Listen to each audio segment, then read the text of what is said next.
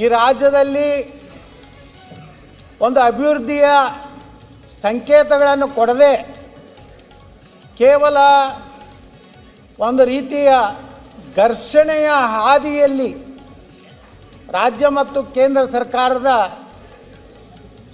ಅಭಿವೃದ್ಧಿ ಯೋಜನೆಗಳನ್ನು ಸರಿಯಾಗಿ ನಾವು ಉಪಯೋಗ ಮಾಡದೇ ಇದ್ದರೆ ಅಂತಿಮವಾಗಿ ನಮಗೆ ಹಾಕಿದಂಥ ಮತದಾರನಿಗೆ ನಮ್ಮ ರಾಜ್ಯಕ್ಕೆ ನಾವು ಅನ್ಯಾಯ ಮಾಡಿದಂತಾಗ್ತದೆ ಅಧ್ಯಕ್ಷರೇ. ಸಾಕಷ್ಟು ಸಲ ಇವತ್ತು ಕೇಂದ್ರ ಸರ್ಕಾರ ಮಲತಾಯಿ ಧೋರಣೆ ಮಾಡ್ತಾಯಿದೆ.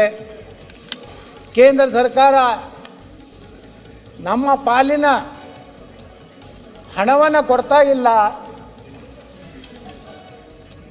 ಕೇಂದ್ರ ಸರ್ಕಾರ ನಮ್ಮಿಂದ ತೆಗೆದುಕೊಂಡಂತಹ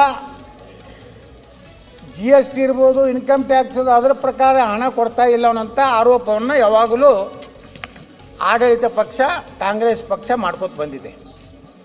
ಒಂದು ಮಾಹಿತಿಯನ್ನು ನಾನು ಇವತ್ತು ಈ ಸದನಕ್ಕೆ ತಿಳಿಸಲಿಕ್ಕೆ ಬಯಸ್ತಾ ಇದ್ದೀನಿ ಸನ್ಮಾನ್ಯ ಅಧ್ಯಕ್ಷರೇ.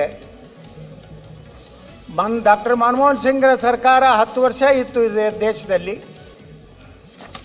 ಅದರ ನಂತರ ಸನ್ಮಾನ್ಯ ನರೇಂದ್ರ ಮೋದಿಯವರ ಸರ್ಕಾರ 2014ರಿಂದ 2024 ಈ ಎರಡೂ ಸರ್ಕಾರಗಳಲ್ಲಿ 10 ವರ್ಷದಲ್ಲಿ ಎಷ್ಟು ಕರ್ನಾಟಕಕ್ಕೆ ಹಣ ಬಂದಿದೆ.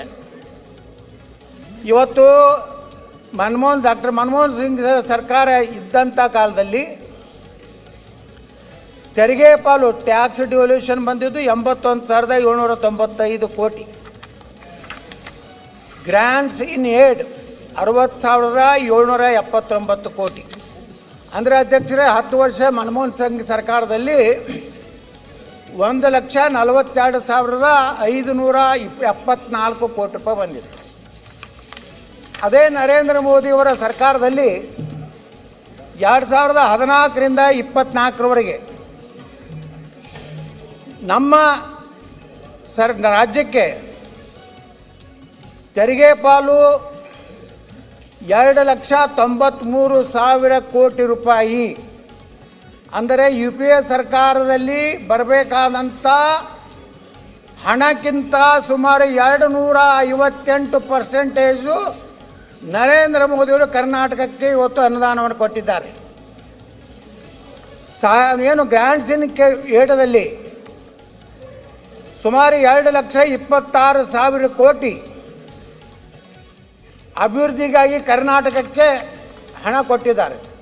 ಅಂದರೆ ಸುಮಾರು 273 ಪಟ್ಟು ಕರ್ನಾಟಕಕ್ಕೆ ಸನ್ಮಾನ್ಯ ನರೇಂದ್ರ ಮೋದಿಯವರು ಇವತ್ತು ಹೆಚ್ಚು ಸಹಾಯವನ್ನು ಮಾಡಿದಂಥ ಯಾರಾದರೂ ಪ್ರಧಾನಮಂತ್ರಿ ಇದ್ದರೆ ಅದು ನರೇಂದ್ರ ಮೋದಿಯವರು ಅಂತೇಳಿ ನಾನು ಭಾಳ ಹೆಮ್ಮೆಯಿಂದ ಹೇಳಲಿಕ್ಕೆ ಬಯಸ್ತಾ ಇದ್ದೇನೆ ಅಧ್ಯಕ್ಷರೇ.